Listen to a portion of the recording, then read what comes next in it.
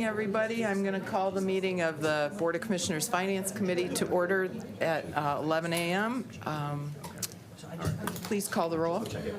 Ramos. Usually those types of things from the judges. Present. Long. Here. I'll Powell. check to make sure. We think she'll be arriving. She didn't say she wasn't, so. Cavell is absent with notice. Smith Charles. Present. Whiteford. Here. Hoffman. Present. Woodward. Here. Markham. Here, thank you. Let's rise for the Pledge of Allegiance. I pledge allegiance.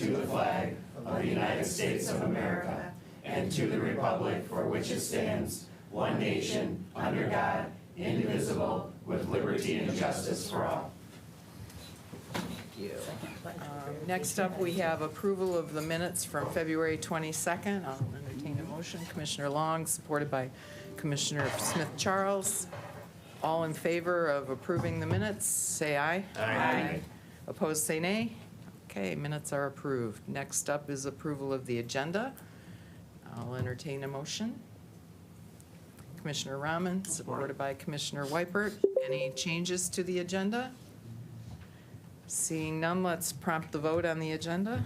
See if our prompter works. Not an encouraging start so far. So I can see my side of the table That as would work. one. Okay, well, let's, all in favor of approving the agenda, say aye. Aye. Opposed, say nay. Okay, agenda is approved. To those of you who weren't in EDI, we're having a little trouble with the computer system this morning, so bear with us. Okay, next up is public comment. Is there anybody from the public who wishes to speak before this group? At this time, if there's no one else from the public, I am going to ask Mr. Ofner from the prosecutor's office, right? Circuit Court. Circuit Court, right. To come to public comment to introduce a new member of their department. Yeah. Thank you, Commissioners. I appreciate your time. I'll just be real brief. I wanted to introduce you to Richard Lynch. Rich is our new court administrator. He and I are overlapping for about 4 weeks, and so he started about 2.5 weeks ago and will be taking over Monday the 27th, I think. So Rich actually started in our court in 1988. He was a court clerk for former Circuit Court Judge Hilda Gage, and then he rose through the ranks, and then in 2014, he went to become general counsel for the Third Circuit Court in Wayne County. He's been down there for 9 years, and we were able to steal him back. So he will be, I'm sure, before you many times over the years, and I just wanted to take an opportunity to introduce you to him. He's a fine man, and I'm sure that you'll enjoy working with him. Welcome. Well, thank you and welcome. Thank you very much, All Commissioner. right. And does anybody else have anything in public comment? Seeing no one, I will close public comment and we will move on to item number 7, department recommendations. Item A is revised liability claims and workers' comp policy and procedures. And there's an amendment. So Commissioner Weipert is moving the, As presented. as presented. Okay, so you're moving the item A. And supported by Commissioner Smith Charles. Okay. Do we have somebody going to tell us about this, or? Good morning, Dee. Good morning, Commissioners.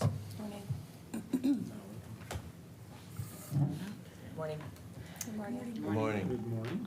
I'm Diana McBroom, Director of Risk Management here at Oakland County. With me is Brooke Tucker, who is with Corp Counsel. Today, we're presenting to you some amendments to the governance and operations of the Claims Review Committee. The committee was established almost 40 years ago now, and the last time its governance rules were revised was about 15 years ago. So we have a number of, modest changes, some clarifications to the rules and the governance, the governance rules. So, and those are before you. And if you'd like me to kind of go through those quickly, I certainly can. For the most part, the concept is we didn't make any sort of philosophical changes to how we approach claims review and resolution. The Claims Review Committee was established really to provide a consistent approach and some kind of oversight to when we need to negotiate claims settlement that arise out of typically lawsuits and things like that. And so we have made a couple of recommendations for clarification. The first is the claims jurisdiction, just providing a bit of clarity that anytime the county has a claim that we're an exchange of promises to, sue or not be sued is contemplated, that really falls under the Claims Review Committee jurisdiction. So that has been essentially the practice, but really this sort of just codifies it in language and makes it very clear that those are the types of claims and those are the types of matters that come before the Claims Review Committee. The other major change we made is to update the liability levels for which the Claims Committee has jurisdiction. This was really simply a best practice. This has not been updated since, I think. Before I was born. Yeah. Those amounts have not been A good updated. number of years ago. Since before Mr. Offner worked for the county, which Right. has been 35 years. And look, there are two things, obviously, that have happened in all those years. Normal economic inflation, right? And then in what we call social inflation of claim settlements. So, in years past where you might have settled for $10,000, it's now $40,000, right? So, and those are pretty modest changes. Essentially, we went from $25,000 in terms of the baseline for coming before the Claims Review Committee to $40,000. The other important change we made was that the Claims Review Committee has the opportunity or the jurisdiction to request that claims amounting to $1 million or above be referred to the entire board for a vote. So in just having that codified, so for example, if we think that an issue is important enough for the entire body to be apprised of it, that we can certainly do that. The couple of other things the changes we made were just to clarify the process for assigning matters to outside counsel, in addition to which outside counsel those matters could be referred. The Claims Review Committee process has not been updated in a good number of years, and so in fact, in practice, it wasn't particularly being followed. So the last update said, we had 2 firms retained. The truth is, we were always operating with at least 4 firms. Best practice is that you don't put all of your eggs in one basket, right? So you have multiple firms who are able to step in on different kinds of claims. And so we would like to expand the number and not delineate how many firms could be retained, but that there is a pre-review process that you can see there that the Claims Review Committee will make recommendations to the Board of Commission, the Chairman of the Board of Commission, and to the County Executive to determine whether or not those firms are approved on the approved list. And then assignment of actual matters will be the purview of Corp Counsel. And the big change there is because we want to preserve attorney-client privilege, and taking it out of the purview of Corp Counsel, I think potentially, risks that principle. And I think that is essentially it. Just one note, the very last provision requests for counsel other than the Claims Committee approved firms. That is a principle that has been in place since the inception of the Claims Review Committee. Just want to be very clear that if there is a department, an entity, an employee who believes that none of the either corp counsel or none of the potential firms that are approved, they would like a waiver and have the matter assigned to someone different, that they can certainly come to the Claims Review Committee and make that request. However, the decisions of the Claims Review Committee are final, so in that instance. So I don't know if anybody has any questions about those amendments. Okay, nobody signed up, but I see Mr. Hoffman has a question. Hi, thank you guys very much. I have a question regarding settlement authority. Mhm. At what dollar amounts do people, Up to $1 million. you can answer your question. Okay. Hang on a minute. Sure. I couldn't pull mine up. Yeah. Yeah, I can't get the amendment to pull up. So. It took a few tries coming up now. I can't get on that new setting on there, that's horrible. Has to go to Uploading finance, stuff. it's above 150 grand. No, if it's between, oh, yes, that's right. If it's 150 and a million, correct. it'll have to go to finance. It's essentially 150 or above, but that at $1 million, the Claims Review Committee can refer it to the full board. So, Right, so, okay. Anybody have any other questions? So I'm clear. Above 150. So basically up to $1 million? Right.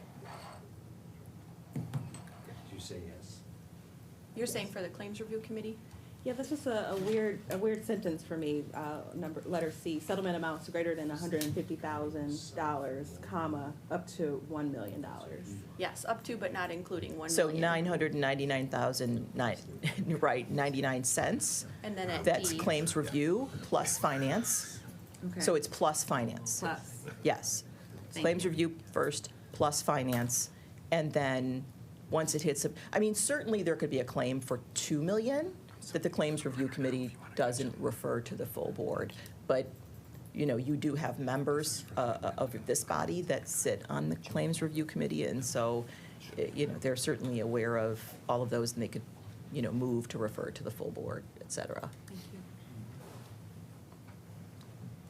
Is that it, Commissioner? Yes. Okay. Yes, thank you. Mr. Chair? Yeah, so I mean, there's an amendment that's attached to here that another conversation has come up in all this, and this is a more principled conversation that requires more conversation. So I'm not asking for action on the amendment, but mostly of a pulse read of everyone here. I mean, these claims, which we hope to be very rare, I mean, come out, I mean, events will happen. We are a billion-dollar corporation. We have a process for, reviewing that. That at the end of the day, that this is an appropriation, a decision to give taxpayer money for a cause. And so the way that the Claims Committee is structured, it is, I mean, and you can see it's listed at the top of this policy. It's a 5-member committee made up of 2 appointments of the county exec and risk management, Ms. Dee McBroom, and 2 appointees by the board. And I feel pretty strongly that there should be 3 appointees from the board for a balance, because there is an approval of taxpayer dollars. And so I want people to stew on it. I think there's some conversations that I need to have with the executive. How will this function? Because then it moves it to an even number, but if it can't get approval, I just want to ensure that the board is supportive, because we delegate our board authority to this body to settle these claims, particularly on the lower thresholds. Above a certain threshold, it comes to finance, and in some cases, maybe like a Raffaele case could go to the full board. So that's just something I want people to think about, not necessarily take action today, but I think it's appropriate to have a balance of the administration. In effect, that there are 3 administrative folks and have 3 commission folks when we're talking, especially when we are delegating decision in terms of appropriations and spending of money, I should say, the spending of money. That hasn't been, while it's been budgeted, it hasn't been approved for a specific cause. Okay. So your suggestion is we all just kind of think about this? Yes. You're not recommending that we vote on the amendment today? Motion. Okay. You gotta withdraw the motion or fix the motion. Well, Or no? We had a motion. We have a as motion. presented, we haven't moved the amendment Oh. yet. Right, so on You put it in. Yeah, item we did, A. that's the, yeah, so it's also Okay. on the packet, so yeah, no, I'm not asking. Yeah, but we're all I mean, having trouble Yeah, pulling we up can't our pull up computer. anything. Oh, I'm sorry. Yeah, we can't pull up anything right now. Well, it's not, it's hit or miss, I guess I should say. Right, Here it is. Oh, Yeah, it's hit or miss. All okay. you gotta do is vote. that's the amendment, yeah, so, yeah, I guess, Madam Chair, I'm not asking for any action on the amendment, but that's basically that, what I just discussed is captured in the amendment. It's very, like, simple, but, I mean, it will require some conversations also with the administration. Okay, so this is just for For informational information, purposes and if right we now. decide to proceed, we can do so from the floor. Okay, But I would recommend, I think, I want to give my compliments to Dee McBroom for, updating this policy, making it relevant to, I think, make this process work smoothly, and I know you've been working on it for a long time, so 100% support. agreed, What's proposed? appreciate that. Joint operation, so thank you so much. Commissioner Long, Chairman Woodward, just on your 1A, it still equals 5, so just when you're gonna present it, right? 3 members and then 2. no, it'll be 3 and 3. Okay, just switch your 3 if you ever present it on 1A. See what I'm saying? It doesn't equal 6. You say 3. It does, so, and risk manager is actually the. Oh, third yeah, for the risk third. manager. Okay, sorry. I was looking at numbers. Yeah, Okay, Okay. just wanna make sure if you present it. If it's something for you all to think about. I'm not thinking in a vacuum. So we're voting on this, right? Do we vote on Yeah. this? So, yeah, just the item as presented, Right. correct? So you're ready to start the vote? Right. If nobody has any other questions or comments, we'll go ahead and vote. Yes. Yeah, there's a gremlin in the computer system today. Russians. It is, it's that Putin.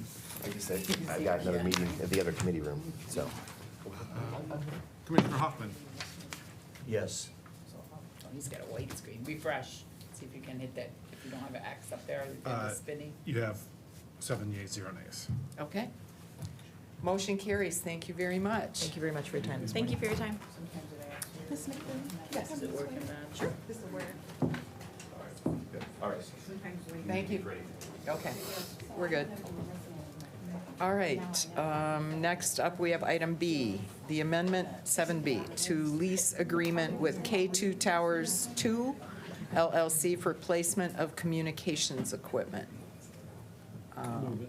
Moved by Commissioner Weipert, supported by I'll support. Commissioner Smith Charles. So, and the next, who's our staff person? Is that you, Sean? Oh, for the.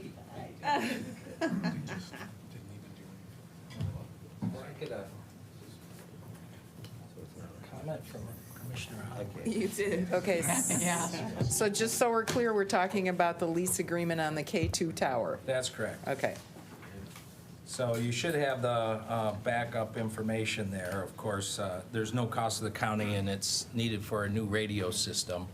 I don't know if there's any other questions that you have other than the notes and the details that were provided. It's an Miss- amendment to the Commissioner contract. Weipert. It was just good, this one was just gonna go another year and a half, is this the one? That's correct. Yeah. This is a temporary, kind of a stopgap, whether transitioning something, the way I read it. For the radio system, no, I think this is, it's, I can, This one just goes through 25, right? 25, yes. Okay, thank you. Yeah, Norwood County Club. oh, So it will be extended from January 31st of this year, so we're ratifying basically the month that's already, a month and a half that's been in place, and extended out to February 1st, 2025. Thank you. anybody have any questions, comments? Seeing no one, let's go ahead and prompt the vote.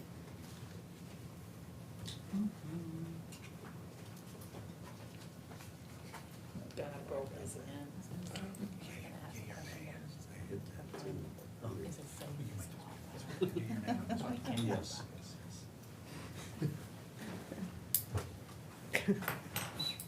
Oh, geez, it got worse. Hoffman, Yes. Markham, Yes. Charles, Smith Charles. Yes.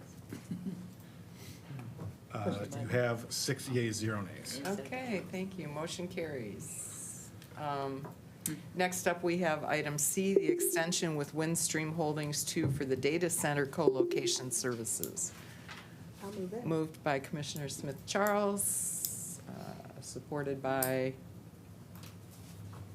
Commissioner Rahman. All right. Is this you too? It is me. So you'll see my face for maybe a couple of more months.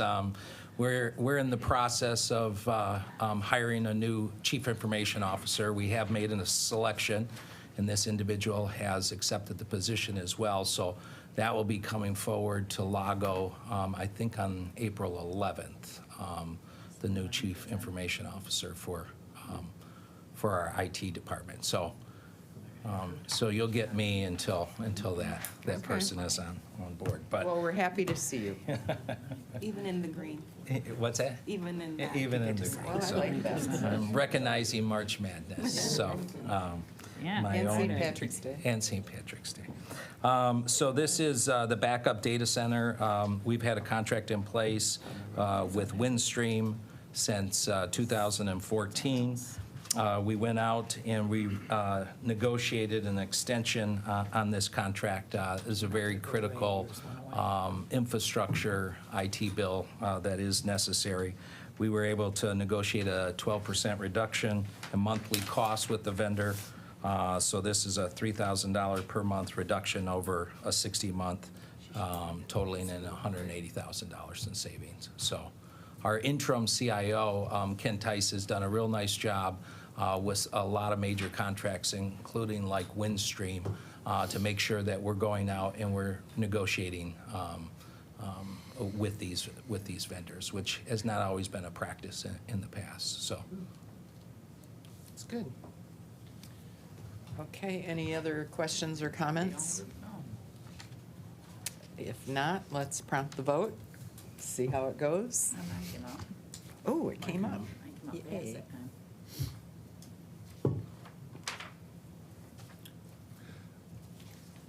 You have 6 yeas, 0 nays. Thank you. Thank you. Thanks. I would like to mention that Commissioner Powell has joined us virtually, so she can't vote, but she's here. She's welcome to offer her opinion on anything that she wants to offer her opinion on, so. Okay, next up, we have item 7D, the fiscal year 2023 first quarter forecast. I need a motion. Commissioner Long, supported by Commissioner Rahman. We've been waiting anxiously for this. Don't look so excited. Good morning. All right, I don't know what to say to that. So good morning, Kyle Jen, Director of Management and Budget. The first thing that you might notice about the first quarter forecast is that it's a little smaller than it has been in the past. Last year, the packet was 120 pages. This year, it's 66. Which we think will make the document more useful to you. I know it'll make it more useful to me. I don't have time to read a 120-page document on a regular basis. So I want to let Kim Coy, who's our Chief of Budget and Grants and really spearheaded the effort to condense and make the report more useful, just walk through the changes in the format before I talk about the numbers. Good morning, Welcome. Commissioners. First off, I haven't had the opportunity to meet all of you at this point, so I'm Kim Coy, Chief of Budget and Grants. Excuse me, And- Kim, could you bring the microphone up real close to you, please? Sure, I sound loud when I hear myself. No, it's all of us. The mics don't pick up that well. All right, but yeah, just want to take a moment to introduce myself to those of you whom I haven't met. Kim Coy, Chief of Budget and Grants, and I'm looking forward to the opportunity to present the new and improved first quarter forecast. So we have a lot of the same elements that we typically have.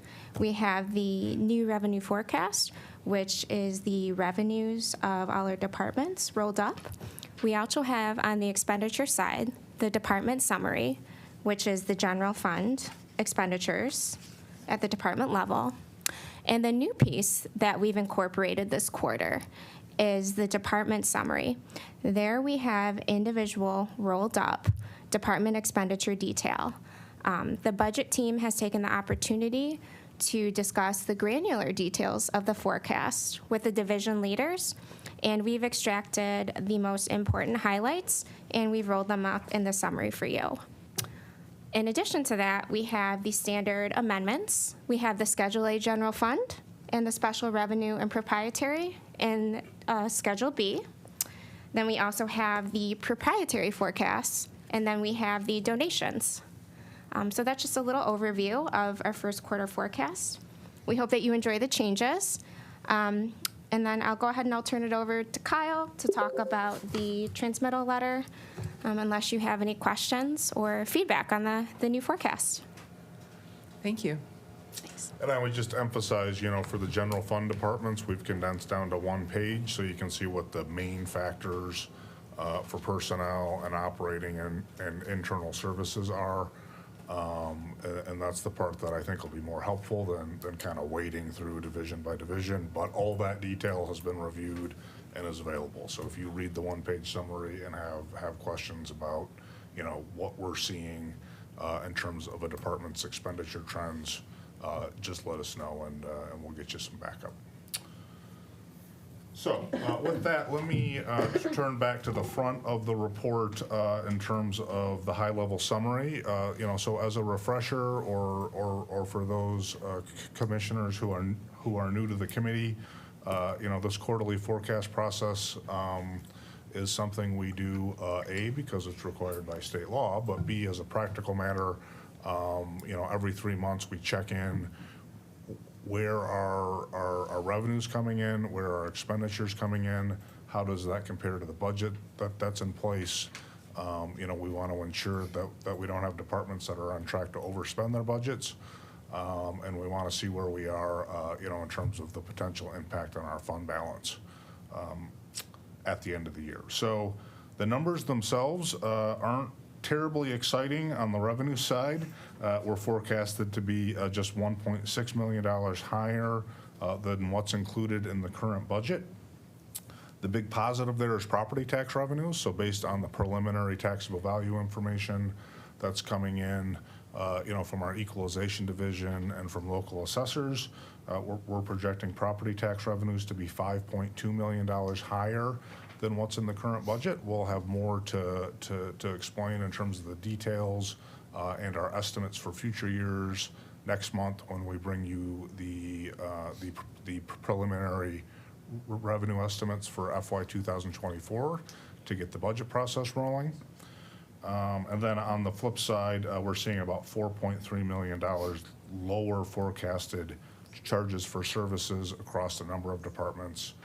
That's consistent with what we've seen the last few years as activities have slowed down a little bit because of COVID, although this isn't as big a number as we've seen in past years. On the expenditure side, we're forecasted to be $1.2 million lower than the expenditure amounts in the current budget. As you may recall, as the budget is adopted by the board at the beginning of the year, we include turnover factors for personnel and for operating costs. We budget for all positions to be filled 100%. Obviously, that's not always the case. So we include a $10 million turnover factor because we know there will be some lower expenditures. We just don't know exactly which departments those will be in. And on the operating side, we also know departments aren't going to fully spend all their operating funds, so we include an $8 million factor for that. Once the budget starts, we zero those out and start to forecast, which departments have what level of favorability on the personnel on the operating side. So as we stand here today, we're forecasting total expenditures across departments to be $19.5 million lower than what's in the budget, which is consistent with the total of $18 million that we assumed in the adopted budget. So those things sort of wash each other out, and we're on track in terms of the budget that you adopted. So, overall that means we're about $2.8 million to the good Just as a refresher in terms of where we are on fund balance, you know, we did, you know, we have had a sizable decline in fund balance for the reasons explained in the memo. It doesn't really have anything to do with this forecast process. But again, as a reminder, you know, the board, based on the recommendation of Corporation Counsel, adopted the resolution to fund the Raffaelli-related legal settlements, which utilized $39.8 million of fund balance. That was from the portion of fund balance that has been reserved for this, you know, for a number of years, so that was not unexpected. The funds were there, but you know, it is a decline in fund balance. There were $19.9 million in carry forwards and encumbrances, so funds departments hadn't spent out of their budgets in the previous fiscal year, you know, that for various reasons they needed more time to complete one-time projects. So that lowers fund balance, and then there were about $8 million in one-time spending items in the adopted budget, including, for example, the road programs that the board continues to make a priority. So accounting for all of that plus this forecast, we project right now that our general fund balance at the end of the current fiscal year will be about $205 million, which is down from the peak of $288 million. Still an extremely healthy level. It's equal to about 41% of our ongoing general fund budget, which is well above our 25% minimum and 30% target under our fund balance policy. You know, but just wanted to make sure, you know, it's clear why those numbers have changed the way they have. So with that, we'd be happy to answer any questions. And then I think there is one additional amendment that has to be adopted. So I'm not quite sure what the procedure is on that, but I can speak to that when we get to it. Where are we? I do not see an amendment. Commissioner Whiteberg. Sorry. So, the forecast of planned use of, to be, fund balance, use of fund balance, 2.8 million lower, that's, Yes, than we projected in the amended, adopted budget, right? correct. And, I mean, and Commissioner Whiteberg, could you use the microphone, sorry. please? planned use of fund balance is 2.8 million lower than anticipated, which is a good thing. Yes, In the past, sometimes it's been big swings of 19, 38 million, you know, I mean, Right. numbers like that. Your goal in doing the budget has been to be close, right? That's, instead of those big swings. correct. Is that? Yep, I mean, we've attempted to make the budget more realistic in terms of planned revenues and spending. You know, we still budget, you know, I would say in a cautious manner where, you know, we're gonna be careful not to overestimate revenues, and we're gonna be careful not to underestimate expenditures. As the year goes on, you know, we'll obviously bring you, you know, forecasts on a quarterly basis. This information is only based on revenues and expenditures through the end of December. You know, so these are still conservative in terms of saying, you know, we expect departments to spend their, to spend their budgets at a fairly high rate, but we'll certainly monitor, and it's potentially that number gets more favorable as the year goes on. And I do, you have a little footnote without an asterisk, but it says other factors will be other Right. projects probably that come up, so. Yep. So I appreciate that. Thank you, Commissioner. Commissioner Smith Charles. Thank you, Chair. Thank you both for presenting today. I was curious, when it says budget amendment recommended in some of the notes explanations, what does that mean for us? Does that mean we sit and, you know, review this and then come to you and say we need to amend our budget? So the amendments that are included in the packet and that you would adopt with the resolution, you know, I view as, you know, these are all things of a technical nature. You know, these aren't new spending initiatives. Those all come to you, you know, in individual resolutions. You know, so it's things like where departments have identified that within their operating budget, they're gonna spend more in one line and less in another, but it's net neutral overall. It's resolutions that were adopted by the board, and perhaps, the resolution was finalized at a late moment, and there wasn't time to produce a budget amendment, and the resolution said that the amendment would follow in the next quarterly forecast. And in some cases, it's technical adjustments to revenue amounts. So not new grants or funding sources, but things that have become available, that we want to get incorporated into the budget. And I was reviewing this, and what caught my eye, and it could be because when things are pertinent to you, you kind of zone in on them. And I noticed, because this committee knows that I'm a little less than in love with our prescription coverage policies. And I notice here to the tune of a negative 30% unfavorable due to revenue less than budget projections on that one line item alone. That's on page 41 for prescription coverage insurance. We adopted a budget of 13 million.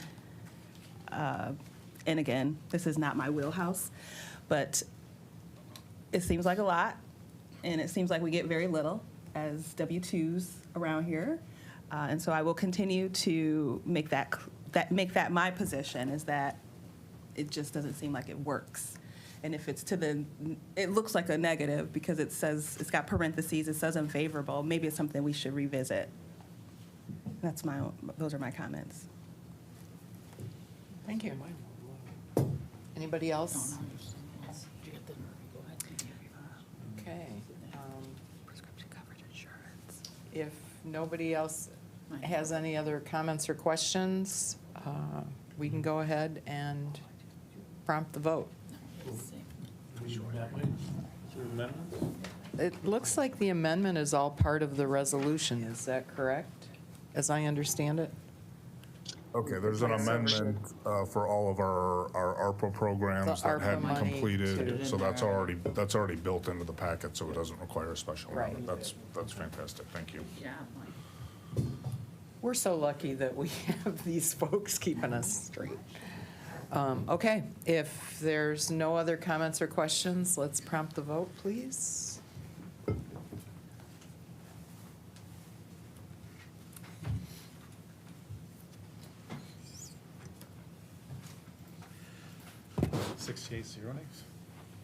Excellent, motion carries. Thank you very much. All right, thank you. Thank you. See you in. Chair Markham, Yes, ma'am. Commissioner Powell. I was instructed by staff that I have to announce that I am attending virtual from Pontiac, just for record. Okay, thank you. Thank you. Okay. Next up, we have item number 8, Public Health and Safety Committee recommendations, 8A, amendment number 4 to the interlocal agreement with Oakland Community Health Network, OCHN, for medicated assisted treatment and jail alliance with support at the Oakland County Jail. That's MAT and JAWS at the jail. And I see we have our undersheriff and our administrator, and I will entertain a motion from Commissioner Smith Charles, supported by Commissioner Long. Good morning. Morning. Good morning. So this item that we have before you today is an amendment to our agreement with OCHN. So I think most of you are familiar with our medicated assisted treatment program in the jail. And so far, or to date, OCHN has only been able to provide those services and that treatment to in-county residents. And so this is a long overdue amendment to get that, so we treat everybody the same, and this is for out-county residents. So that's what this amendment is for. Are there any questions? I have a question. Do we charge back to, say, Wayne County residents are in our jail and we're treating them, and there's a fee associated with that? Do we charge that back to Wayne County? Not that not to my knowledge. So this is Yeah, just so that we have efficiency of scale and that sort of thing in the jail, and you're not singling out this person who's going to get treatment and this one is not. Correct. Well, That's yes, essentially it. And that, it's to make it equitable, because we're not at, to date, we haven't treated them the same, because OCHN was the one that was administering this, and so you get somebody that has an opioid issue that comes in and they're non-county and they're not being treated Yeah. equally, so this is, Wow, okay. OCHN may have a mechanism to charge back, but I'm not aware. It's probably not worth the administrative costs to try and figure it out. and this is using the opioid settlement money that we're getting. Okay. So that's where. Okay, that helps. Commissioner Rahman? So just for clarification, I think it's great that we're doing this equitably, but I'm just curious, up until now, would you identify a person based on where they live and decide, hey, look, we're treating you, or, oh, you're from Wayne County, we're not treating you? Just so I understand kind of what the protocol has been to this point. There was a difference in treatment. I think, if I remember right, we did something for those not Oakland County, non-Oakland County residents, but it was not the same level of care. So if you needed reversal of an opioid, I guess I'm just trying to understand how that works, because I would presume you would Narcan, or whatever the case is, you would administer that in an emergency rescue situation, right? Oh, an emergency, yes. Okay. The MAP program's not necessary, it's not necessarily an emergency situation. Okay. It's usually a continuation of a program that they were involved in on the outside, and then I they come see. into custody, and we're trying to continue Gotcha. that program. Gotcha, okay. So they would still get medical care from our medical team and our medical services. Okay. That would still be in place. This Okay. is through Oakland Community Health Network, Kind of the ongoing Yes, the treatment. ongoing Got treatment it. program. Okay, perfect. And so, since they are based in Oakland County and they're an Oakland County organization, they could only admit Oakland County residents to that program. And so that's, we've been working with them, Corporation Council, Barb Hankey with this opioid settlement money to get this, and to make this amendment. So then they would be able to admit everybody into that program. Perfect, okay. Thank you for the clarification. Excellent. Anybody else have a question or comment? Let's go ahead and prompt the vote.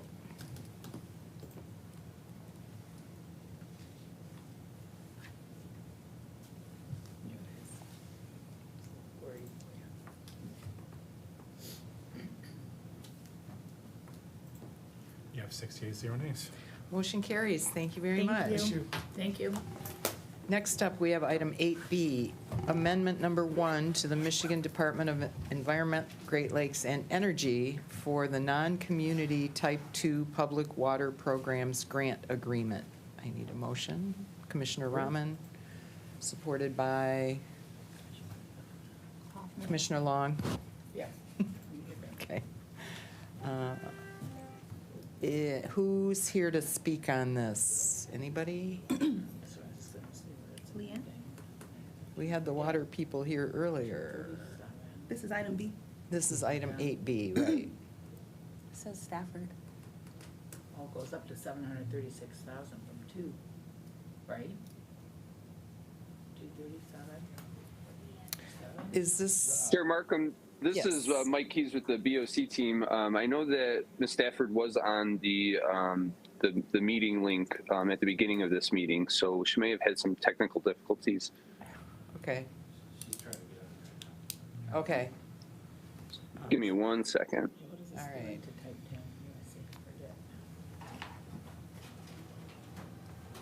It's getting more money, right? 30,000. Quite a bit more money. Yeah, we'll postpone this one. Somebody give me a motion to postpone. Well, you have a motion on the table, you can take up another item and then come back. Yeah. Okay, Yeah. all right. Well, let's do that. Let's go to item 8C, the acceptance from the State Court Administrative Office for the fiscal year 2023 Virtual Backlog Response Docket Program. I'll move it. Commissioner Weipert, supported by Commissioner Long. Good afternoon, or good morning still, I guess. Good morning. Oh, wow. Commissioners, thank you. Before I give you an overview of this, I want to say thank you, Commissioner, to you and to your colleagues and to your staff, particularly Patty. We kind of knew this grant was coming, but we didn't know when, and we received notice of it last week. And then we were very surprised to learn in the conveyance email that came from the State Court Administrator that we had to have the grant approved and signed by the end of this month. And so we kind of panicked, and I reached out to Patty, and she said, "Don't worry, Kevin, we'll take care of you." So I want to thank you for placing this item on your agenda with such short notice. We appreciate it. The pandemic, among other things, had quite an impact on trial courts around the state, notably in the area of our pending criminal caseload. A lot of the trial courts in the state of Michigan, particularly those that are higher volume courts like ours, we experienced an increase in our pending criminal caseload, largely because for 2 years we couldn't conduct jury trials. And so we were, the cases swelled in our pending docket. And then about June of last year, we got clearance from SCAO to move ahead with jury trials. And our judges have really been working hard. In fact, my chief judge, although today I think is motion day, but this week and this afternoon, he's been in his longest, oldest criminal jury trial. And he is feverishly working through that. He apologizes, he would be here otherwise. But so we have our judges who are really working hard to try to dig out from this backlog. So SCAO came up with some funds, and they said to the trial courts several months ago that they would provide funds to the courts to help them reduce their pending criminal caseload. And they gave quite a bit of flexibility to courts to be flexible, to be creative in how they would achieve that. But they also said, as a requirement of the grant, that there has to be a virtual component tied to it. And criminal cases and the virtual environment do not really work well together. There for a number of reasons. You have the you can probably get it waived if all the parties agree, but generally the accused has the right to confront his or her accuser. You've got evidence presentation and a number of other reasons that make the virtual environment difficult for holding jury trials. So we had to try to put our thinking caps on and come up with a way that we could meet the objective of reducing our criminal caseload, but also adhere to the requirement that there be a virtual component. And so what we did is we are going to designate a week, it's probably going to be late second quarter or in the third quarter, where we're going to have an intensive civil case settlement week. We last did this about 20 years ago. It was very successful, where we, months in advance, we have judges select maybe 30 or 40 or 50 civil cases from their respective dockets that might be ripe for this kind of a mediation. We refer them, we require the party, we send notice, we require the parties to come in that week, and then we select, what we hope, about 40 attorneys who will serve as mediators, neutral mediators. And we're going to be able to do that virtually, where we're also going to offer it in person, where people could come in person, but we're going to offer a virtual environment where mediators can meet with the parties, try to resolve their civil cases, and then we'll have a couple of judges waiting in the wings so that when settlements are achieved, we can immediately take them to court and have them placed on the record. So the idea is that if our judges who have a combined civil and criminal docket, if we are successful in resolving a lot of civil cases, then the judges can spend more time focusing on the criminal caseload. And so we ran this idea past SCAO, and they were very enthusiastic about it and said that sounds good to us. And then we were just waiting. We've been waiting basically since November for word whether or not funds would be forthcoming. And then last week we heard that they would be. And then, of course, the fast-track nature of this required that we try to get this to you as quickly as possible. So that, Commissioners, is kind of in a nutshell what we're planning to do, and we'd be happy to answer any questions that you might have. I will open it up to the commission for questions. Commissioner Weipert? So you're going to use a lot of this for staff to administer this, right? Part of it for staff. We're also hoping to be able to pay the attorneys. We're hoping to have a cadre of about 40 attorneys, mediators, who would do this and offer their time up. Then what we're going to do for those cases that don't settle, the idea would be that we would bring some visiting judges aboard, and we would set those cases immediately for trial, and that we would have visiting judges over probably the course of the next year try one after another those civil cases that don't settle. And so a portion of the expenses would be related to that. There would be Zoom licenses. There would be various other expenses for this. And that's kind of serves as the background for the $700,000 grant from Scale. And it seems like it's a one-time number. Yes, in fact, Scale, in their communication that I forwarded to Patty that you may have seen, not only did they say that we had to have all the grant acceptance and the contract signed by March 31, we had to complete our use of funds by March 31 of 2024. So we have a one-year window in which to get all of this done. I mean, that letter did start, congratulations, Yes. with a big exclamation point. Right. But that was, anyway, thank you. Okay, anybody else? Seeing no one, let's go ahead and prompt the vote.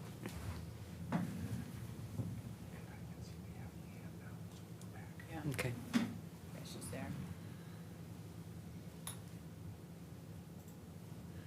You have 6 yeas, 0 nays. Okay, motion carries. Thank you very much. Commissioner And Whiteburn. just follow, maybe in a year, you give us a report. Yeah. So maybe this could be more than every 20 years. Sure, I mean, sure. Yeah, we'll keep track of the cases, the Right. number of cases that are referred, the number of cases that are resolved by settlement, and the number of cases that are ultimately sent to trial and a verdict had in those cases. So we'd be happy to keep that information for you. And maybe That'd it be could be, other counties could copy Yeah. or follow our lead. Yeah, happy to, Commissioner, thank you. Yeah, thank you. Thanks to all of you, appreciate it Thank very you. much. Thank you. Okay. I think we can go back to item 8, where are we? B, right. And we have the motion, and I see that we have Leanne Stafford, our Director of the Health Department here, so welcome. Good morning, everyone. Apologize for my lateness here, but would love to talk to you about our non-community grant. So this is an amendment to our original acceptance of this grant. And so non-community wells, just a little bit about those, are our community wells are wells that serve the public. So meaning it's not a home, it's not a small business. A non-community well serves at least 25 people on a daily basis. So we have over 800 supplies in Oakland County that are considered non-community type 2 water supplies. So we currently have 2 full-time employees that manage this program, monitoring, inspecting wells. And so what this money allows us to do is go above and beyond, get out into the community with, we're actually going to hire some contracted employees about education on the importance of sampling, education about your well maintenance, education around making sure you have backflow prevention devices and what that does to protect your water supply. This also allows us to increase our water sampling, so going out to businesses and helping take water samples. And so these individuals will be doing that additional work that's been added to this contract. And so that's what we're asking you to accept. I think the amount is $237,358. Excellent, thank you. Do any of the commissioners have any questions? Seeing no one, let's go ahead and prompt the vote.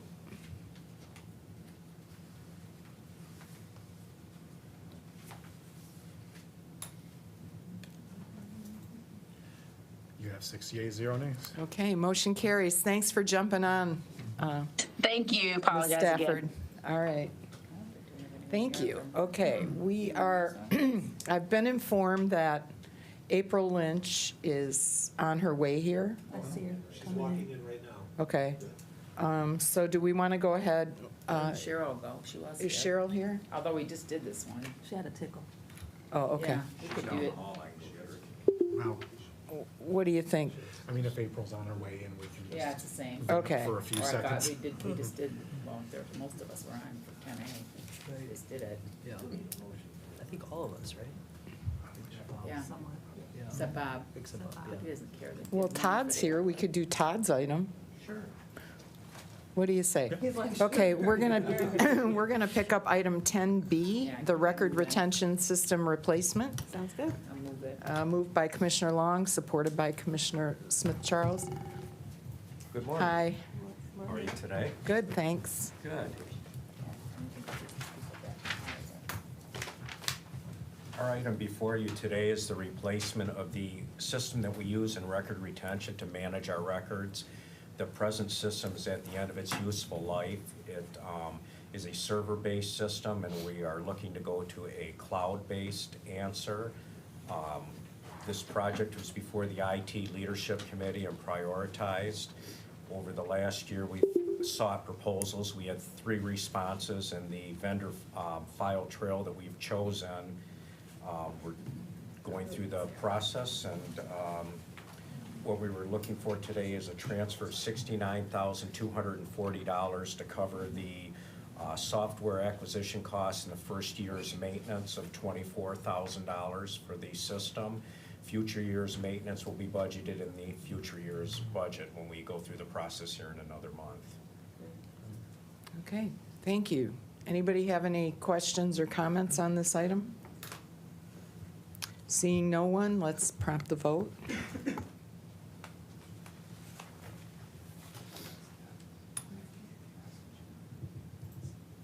You have 6 yeas and 0 nays. Okay, thank you. Thank you. Have a good day. Okay. Oh, it's before noon, too. Well, in the interest You of, got done in the morning. yeah, in the interest of time, we're going to take up item 10A, acceptance of the PTK Airport Rescue Grant. And American Rescue Plan Act, I'll move it. moved by Commissioner Long, supported by Commissioner Weipert. Good morning. Good morning again. This morning, we have an ARPA grant for our Oakland County International Airport. The award is for $148,000, and we're looking for approval to accept. Any questions? Commissioner Long? I just do, Cheryl, what happened to the other 2? Why aren't they on here? It's because of the dollar amount. Okay. Oh, it doesn't have to come to the Board of Commissioners? It doesn't have to come to finance. Okay, perfect. Over 100,000. And then as it I goes to the understand. board, though, still? Yes. Okay, thank you. All 3 go to the Because we board. just did 3, so, all right. Right. Thank you. Good question. Anybody else? Let's prompt the Yeah, vote, they were please. 22,000, that's right, yeah. I didn't think of that, though. But there were 3. You have 6 yeas and 0 nays. Thank All you so right. much. Motion Thank carries. you. Thank you. Ooh, now it's noon. Good afternoon. All right, next up, we're going to go back to item 9, Legislative Affairs and Government Operations Committee recommendations. And if, let's see, can we do all 3 of these at the same time, do you think? It's just a semantic thing, right? Yeah. We can take one vote for all 3. Okay. Yeah. All right, let's, Commissioner Hoffman is moving ABC. A, B, and C. items 9A, B, and C, supported by Commissioner Rahman. I'll just do a quick overview. So the first one is for WRC. There are a few new members in their construction specialists, if you will. And so that is a new supplement. And then the other 2 is with Circuit Court and with Probate Court. We just had to switch out the master agreement needed to be with the judges, the chief judge, and not with us. So that's just a semantic change. We changed wording like county to court and department director to an administrator or chief judge. Ah, okay. That's why our court people are still here. They've been great. This is, for those that don't know, Ed Hutton and Kevin Offner. Right, and those of you who don't know, Ed is the probate court that you support, and Mr. Offner is the circuit court. Right, okay. All right, anybody have any questions? Gosh, you did such a wonderful job after making her come here. I know. Any questions? Yeah. All right, seeing none, let's prompt the vote, please. Okay, so it's ABC. Got it. Okay, that passed. I'm doing 3. You have 6 yeas, 0 nays. Thank you. All right, motion carries. And Thank you. that is all of our regular items on our agenda. Thanks for coming over, Yes. guys. Up next, we have our second public comment, open for anyone who wishes to comment on any topic at this time. Is there anyone here? Seeing no one, I will close public comment. Do we have any other business to come before the Finance Committee? Seeing none, I will call us adjourned at 12:01. All right, good job. A one-hour meeting, that was That was pretty